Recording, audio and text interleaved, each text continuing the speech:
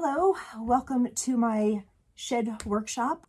Any cutting, carving, that sort of thing is going to be done in this lovely area. So I'm cutting open some gourds right now, and I thought it would be helpful for some of you to kind of go over about how I cut and clean my gourds. You might be wondering, what's the best way to cut it open so that we can make a bowl or a vase or something like that? And I just want to kind of go over the tools that I use and how to use them so that you know what tools that you need to purchase if you don't have them already, and the best way to use them so you don't get broken blades, or how to change a blade and that sort of thing. So yeah, let's get started. Now, before I actually begin doing anything on my gourd, I just want to go over something very important with you, and that is safety. So for one thing, gourd dust is very fine. It's finer than sawdust. It's actually very powdery.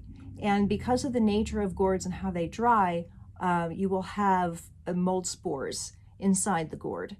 And you definitely do not want to be risking your health by not wearing a respirator mask. And what I recommend is something like this. This is what I wear. This one is by 3M, okay? And it has these little filter pads that are replaceable, and I replace these every year regardless of whether they seem to be dirty or not. If they seem to be dirty before the year is up, then they'll get replaced before then. But this is rated for fine dust particulates. And yes, you can wear just like a regular dust mask, but if you're going to be doing a lot of gourd cutting, then I recommend that you definitely invest in one of these. The next thing I recommend is that you wear safety goggles so that you do not get any of the dust flying up in your eyes. Now, if you wear glasses, as I do, which usually I'm not wearing them when I'm doing these because you get so much reflection, one of these shields work very well as long as they're not too dirty. This one is pretty dirty, but that's also something that I would recommend, that you either wear goggles or some kind of a face shield to protect your eyes. If you're going to be doing carving for a long period, I also recommend that you wear some kind of an ear protection, either ear muffs or little ear plugs. There's also earbuds. I just got these, which are really great because they cancel out the noise, but then they are also Bluetooth, so they hook up with your phone so you can listen to music. Another thing is you need to have a space to cut open your gourds. If you don't really want to cut them open in your kitchen or in your living room, you want to have either the garage or like a shed workshop like I'm using, or even just outside on a picnic table or something like that. Because of all of that dust, you just don't want to have that floating around your house. Okay, now the next thing I need to do is make a starting cut for my saw blade to fit into. And the easiest thing that I found to use is a Dremel. You can also use a utility knife. A lot of people do that, but I find it easy enough just to turn on my Dremel and drill a small hole. Now, that being said, because I'm drilling a hole, I want to drill that hole slightly above my cutting line. And the reason for that is once I lift this off, I don't want to have half a circle drilled into my rim. So I'm going to drill it slightly above the cutting line, and I'm going to cut into the line. So you'll see what I mean as I start working.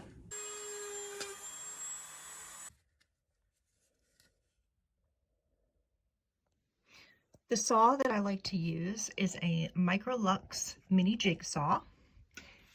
It's a very small little saw, and what I like about it is it's ergonomic. It has a on and off button, very conveniently located there. It also has a ball foot, which is really great for getting into tight spots. Now, this gourd doesn't have too much of a tight spot here, but you know, maybe a little bit of a curve right here, which makes it easier to maneuver Whereas if I had, if I was using one of the saws that have more of a large rectangular foot down here, it would kind of pull this, saw up and off the gourd, and you're not really getting a good contact with the saw blade. Now there are several little saws on the market, and they all have different features. You can just kind of shop around and see what you like, but this is the one that I really like. I've been using it for my whole gourd career and have not really seen a reason to change. Now, I am also using a Proxon transformer. It would normally have a big knob on here, but it broke off.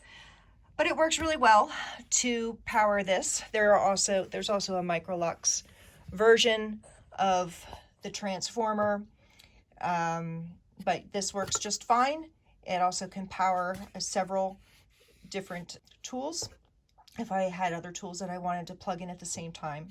Before I get started, I am going to change the blade. The blade doesn't actually need to be changed, but I thought it would be good to show you how I do that. Oftentimes, blades will get broken. There's things that you can do to try to avoid it, but sooner or later, you will break a blade and it will need to be changed. So, in order to change a blade, first of all, you want to make sure that your equipment is off, that everything is powered off, because you would not want to inadvertently hit that little button while you're trying to change a blade. That would be a really bad thing. So there's a little set screw right in here. Hopefully you can see that. And this is a little Allen wrench that it came with. And all you do is loosen up that set screw and pull out the blade. And a little word about blades. Now you can purchase blades and replacement blades for the Microlux or any other jigsaw that you choose. They will sell blades specifically for that brand, but I found a very economical thing to do is to buy scroll saw blades like these and cut them down. So what I'll do is take this blade and some wire cutters and cut the ends off. Like so. And then I will just cut them down. There'll be a little bit of waste in the middle.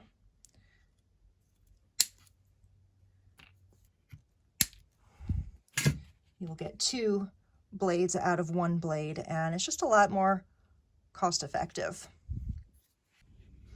Okay, so now I'm just going to put my new blade in and fit it right in there. Okay, make sure it's in there. And then use this to tighten that set screw.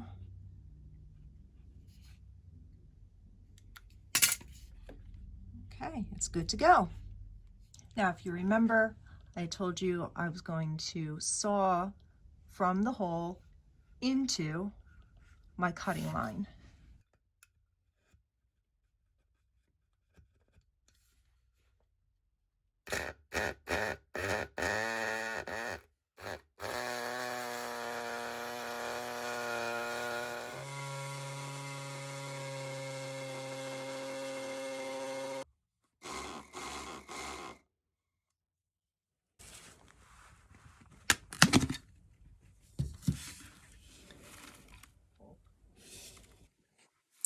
Okay, this gourd is cut a few broken blades later. Even though this wasn't a very large gourd to cut open, it actually was pretty thick and pretty dense as well. So sometimes, no matter how careful you are with cutting and just trying to take your time with it and trying to really keep that jigsaw firmly on the gourd, sometimes those blades will still break, and it's just inevitable. The next thing to do is to clean out the insides, and I just try to shake out as much as I can right from the start, and I use a variety of tools for that. Okay, so I have here a gourd cleaning tool. It has a serrated edge on one side and a sharpened edge on the other side. These are really handy. Melon baller, one of my personal favorites. And for these gourds that are a little bit deeper, this is just a handmade tool. These are sharpened washers on some wooden handles.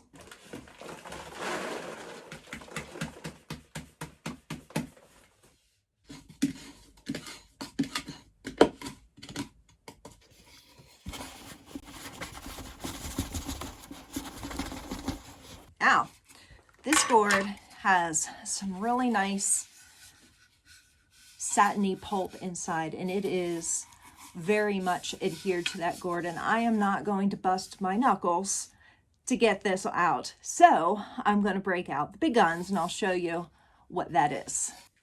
Okay, this here is the gourd cleaner ball from Wellburn Gourd Farm. They work really wonderfully, fits on the end of a drill, and it's going to clean this out really easily and quickly.